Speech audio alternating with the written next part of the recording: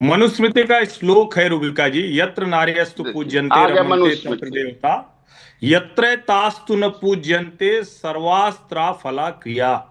यानी जिस घर में नारी की पूजा नहीं होती, सम्मान नहीं होता, उसका बहुत बुरा हाल होता है।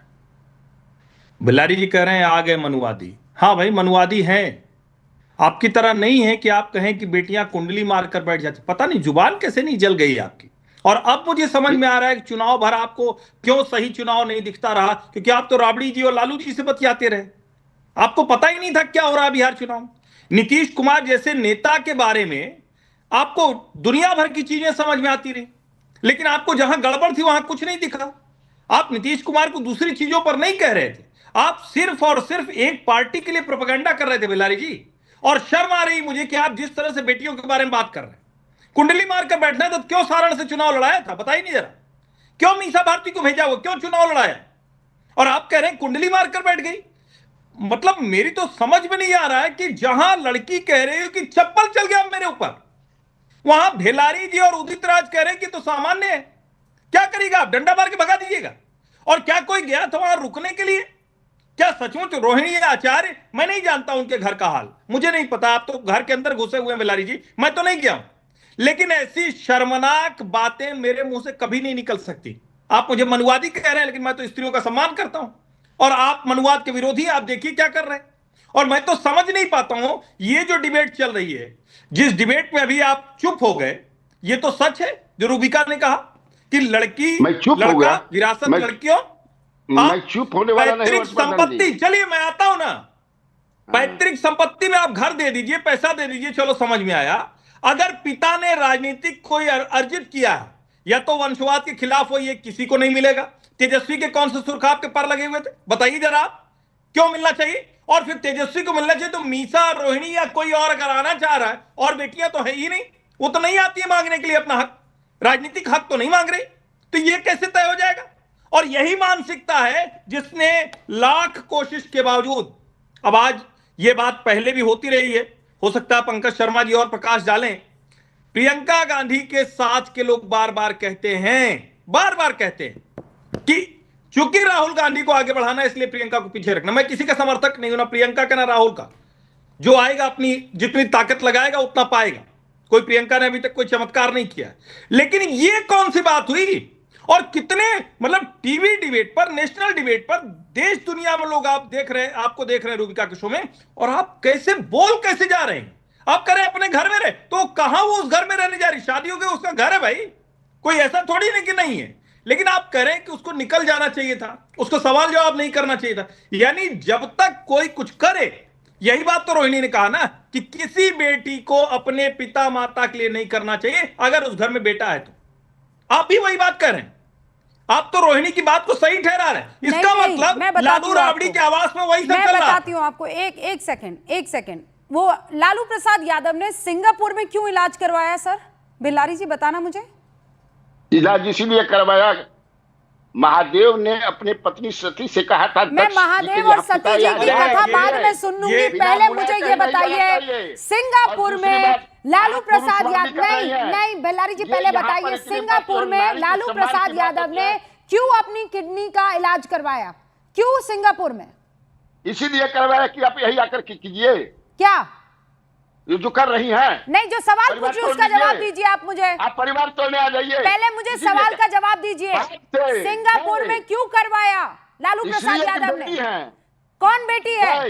इलाज करवाए रोहिणी, खाना पका पका कर खिलाए रोहिणी, तकलीफ में रहे रोहिणी, किडनी दे रोहिणी, जूता खाए रोहिणी, और चुप भी हो जाए रोहिणी। और रोहिणी जब अपनी जुबान खोले, अपना मुंह खोले, तो आप जैसे लोग आकर बोलेंगे कि वो घर में कुंडली जमा कर बैठ गई। क्यों तब लालू प्रसाद यादव को और तब लालू प्रसाद यादव की पत्नी राबड़ी देवी को याद नहीं आया कि सिंगापुर में बेटी के घर में थे, बेटी के साथ अस्पताल में थे, बेटी की किडनी पर जो है पिता को जीवन दान दिया गया है? तब याद नहीं आया कुंडली मारकर बैठी हुई बेटी? कितना डिबेट किया प्रधानमंत्री नरेंद्र मोदी अपनी पत्नी को छोड़? नरेंद्र मोदी ने अपनी पत्नी को जूता नहीं दिखाया, नरेंद्र मोदी ने अपनी पत्नी को धक्का देकर बाहर नहीं निकाला।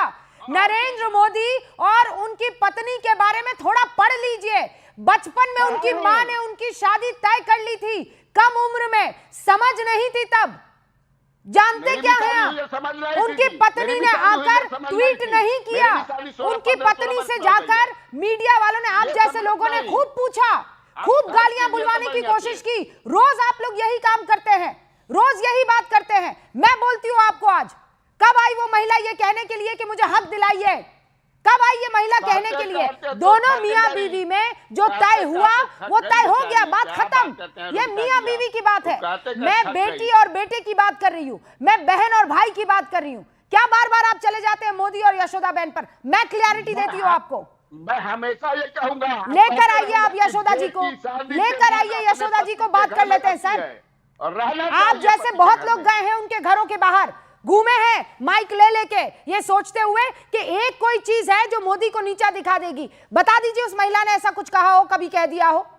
आप देख लीजिए गोकुल को क्या क्या बेचारी बोली है। हाँ, अब लाइए ना, बताइए ना। मैं हमेशा देखिए करूंगा, शादी के बाद बेटी का हर बार आपको महिला के नाम पर एक नाम सूझता है सर। मैं कह रही हूं, कब उस आदमी ने अपमानित किया है, मुझे ये बताइए। अरे इससे बड़ा बेटी कुंडली मारकर बैठ गई है। मैं ये बात कभी भूलूंगी नहीं कन्हैया बेलारी जी। वो बेटी तब आपको याद नहीं आई थी जब किडनी दे रही थी, वो बेटी तब याद नहीं आई थी जब पिता का इलाज वहां सिंगापुर में करवा देते ना तेजस्वी यादव, दे देते ना किडनी। किसी ने रोका था उनको? हाथ पकड़ लिया था किसी ने? देव ज्योति जी, जी महिलाओं की क्या क्या इज्जत है, बताइए मुझे। मुझे तो लगा कि वीपैट और जो जिस तरह से जो है बिहार का चुनाव की मुद्दा जो है, मुद्दा नहीं रहा, मुद्रा रहा, उसके बारे में कुछ चर्चा करते, लेकिन कोई बात नहीं है। आदरणीय लालू यादव जी के परिवार आपके लिए चर्चा नहीं, आपके लिए चर्चा का विषय नहीं है। एक महिला को उसके घर में जूता दिखाया गया, गाली गलौज की गई, ये आपके लिए चर्चा का विषय नहीं है। आज सबसे बड़ा चीज है कि पुणेवाला जी जो है आरोप नहीं लगा रहे हैं कि राष्ट्रीय जनता दल या महागठबंधन जो है परिवारवाद का पार्टी है। किसी को आदरणीय तेजस्वी यादव जी ने टिकट नहीं दिया परिवार में, लड़ते रहे लोग। कब इमोशनल, हमको भी कुछ कुछ बातें पता है कि उन्होंने कहा कि नहीं, अपने परिवार की बात की मैं राजनीति नहीं करूंगा, जो सबसे बड़ा आरोप आदरणीय लालू यादव जी के परिवार पे और हमारे पार्टी में भी है कि हमारे पार्टी में भी परिवार से कोई चुनाव नहीं लड़ा। और तेजस्वी यादव कौन है? बता दे रहे हैं सर, आस्ते कौन है तेजस्वी यादव? देवज्योति जी, परिवारवाद को टिकट नहीं मिलेगा, पर लालू प्रसाद यादव के बेटे को टिकट मिलेगा। क्यों? बिटवा का है टिकट लेगा? कौन से सुरखाब के पर है? नहीं, कौन से सुरखाब के पर है? बातें बोल रहे हैं, हम आदरणीय का नाम लेना नहीं चाहते हैं क्योंकि हमारे भी वो आदरणीय हैं और देश के नेतृत्व कर रहे हैं, हम नाम नहीं लेना चाहते हैं। ऐसा नहीं है कि डर के लेना नहीं चाहते हैं, क्योंकि हम लोग किसी के परिवार के मामले में राजनीति नहीं करते हैं। और 14,000 रुपए पेंशन में बेचारी गुजरात में वो पड़ी हुई है, कोई देखने वाला नहीं है। 14,000 रुपए घूम फिर कर एक मुद्दा है आपके पास, लेकिन आप लोगों को अपना सर ना शर्म से झुका देना चाहिए। देवज्योति, शर्म से झुका देना चाहिए। अब वो लड़की पिछड़ी नहीं रही। हाँ, दुनिया भर की तमाम पिछड़ी महिलाओं के हक के लिए आवाज बुलंद करने वाले आप सब के सब सर झुका दीजिए, झुका दीजिए। भिल्लारी जी अपना सर, देवज्योति जी आप भी अपना सर झुका दीजिए। अब मत आना कभी ये कहने के लिए कि पिछड़ी जाति की महिला के साथ अन्याय हो रहा है और देखिए इस देश में क्या क्या हो रहा है। आप लोग ये हक खो चुके हैं, खो चुके हैं ये हक। एक शब्द नहीं बोला गया आप लोगों से, घूम फिर के आ जाते हैं एक ही मसले पर। महिलाओं की बात मत कीजिए बस। भिल्लारी जी मुस्कुरा रहे, मतलब क्योंकि बेटी नहीं है ना, बेटी होती ना इनकी तो इनको वो दर्द पता चलता। कल भी मैं आपका